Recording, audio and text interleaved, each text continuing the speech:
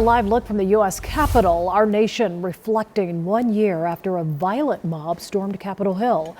President Biden visited the same building today. Those who stormed this Capitol, and those who instigated and incited, and those who called on them to do so, held a dagger at the throat of America, at American democracy. The images from that day are chilling, of course. Thousands of people broke into the Capitol building and marched through the halls of Congress.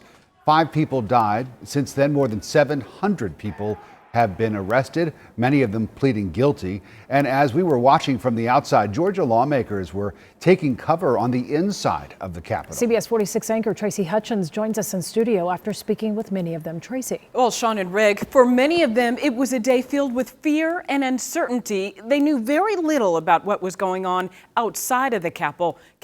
It wasn't until later that they truly realized the threat they were under.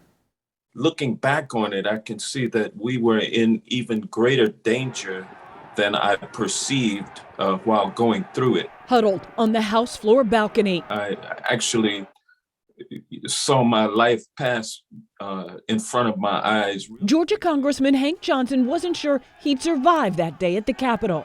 For a second, I realized how possible it was for me to not make it out of that situation. Newly elected Congresswoman Nakima Williams was in her office after being sworn in just 3 days earlier. We closed our blinds, turned off location services on our phone, and got away from the windows and the desk and hid out for hours. The doors were locked. People were banging on the doors. Congresswoman Carolyn Bordeaux was in her office, having just been sworn in too.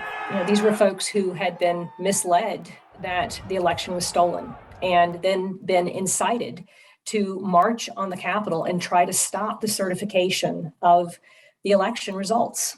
And they did it in a way that was quite violent. Georgia Republican Representative Austin Scott sent me a statement saying, in part, those who crossed the line and committed crimes are being held accountable for their actions in the criminal justice system. But some lawmakers, like Kwanzaa Hall, who was near the Capitol that day, fear this could happen again. Because I think the same energy, the same forces, actually, it has probably increased, and they've just gone underground. And as a Black woman in Congress, I am often reminded that I'm operating in a system that was not designed by or for people who look like me. But Tracy, I am determined every day to make this system work for all of us.